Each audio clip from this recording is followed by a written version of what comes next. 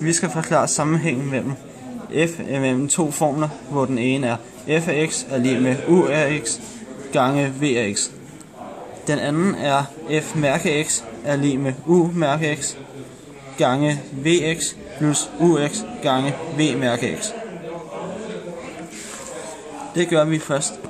Det gør vi med tretrinsreglen, og det første trin lyder, at delta y er lig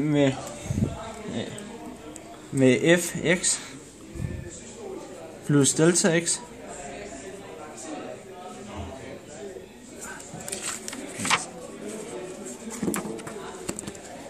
plus delta x minus f af x. Så skal vi så indsætte værdien for f af x, som har fået herop, som er lige med ux gange vx. Det er så lige med u af x plus delta x gange v af x plus delta x. Og så er det også minus ux gange vx. Det var så det første trin.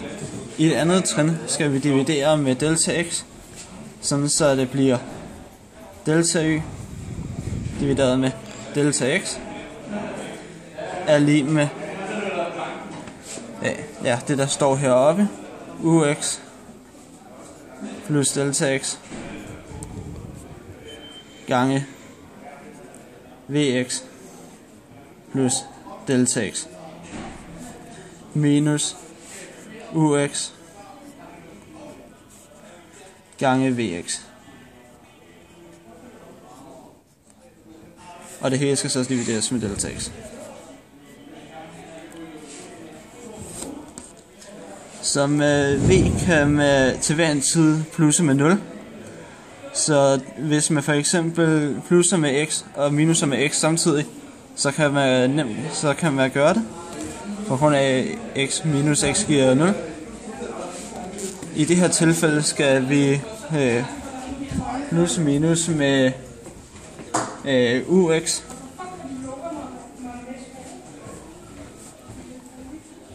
gange v af x plus delta x.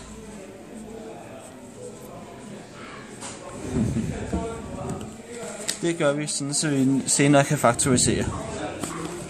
Derfor bliver det igen delta y divideret med delta x er lig med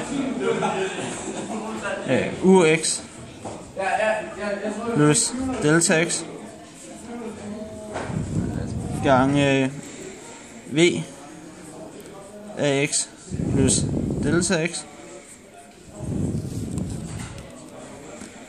minus det her vi fik heroppe, minus ux gange vx plus delta x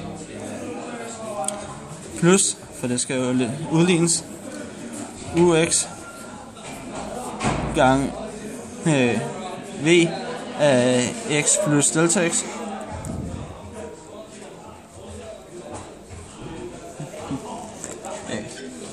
plus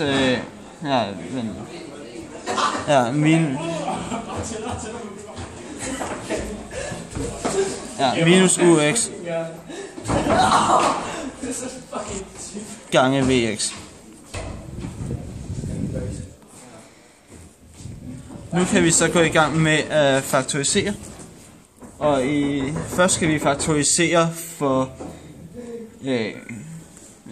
v af x gange delta x, altså det her lige her. Det bliver så delta y divideret med delta x er lig med v af x plus delta x gange og så parentes u af x plus delta x. For det første led var jo ux plus det vi faktoriserede med. Og så er det minus det næste led, som er ux. Og rigtigt så var det andet bare det her, men fordi vi faktoriserede, så er det bare ux. Vi skal også faktorisere for den anden halvdel med ux. Sådan så at det bliver plus ux. Og så gange de led vi v x plus delta x. Og så var det minus vx. Som og det hele er så divideret med delta x. For at springe led over, så har vi bare delt det til to forskellige brøkstreger.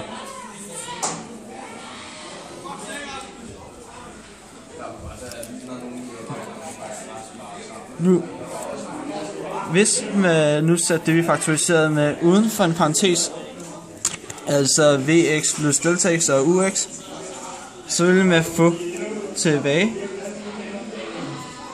Men ja, jeg skal lige skrive. X plus delta x gange, og så kommer brøken, som er v gange vx plus delta x minus ux. Og nej, det var u. Men ja, det var ux her, og ikke vx. Divideret med delta x. Og det samme så herover. Plus ux gange v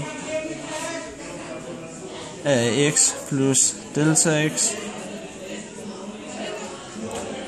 minus v af x divideret med delta x.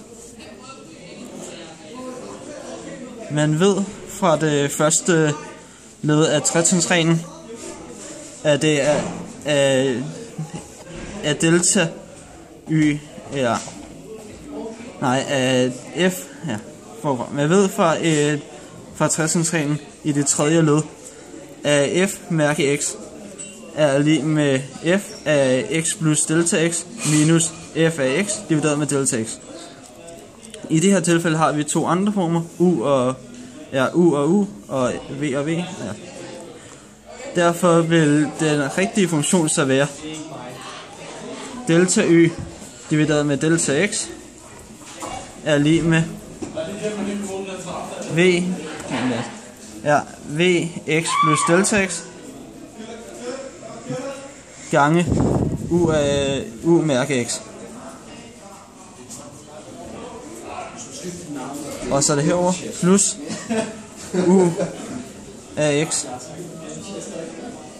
gange v mærke x.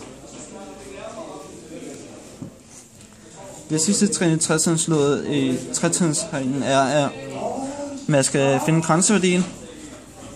Og i den her tilfælde, der er grænseværdien delta x går mod x, går mod 0.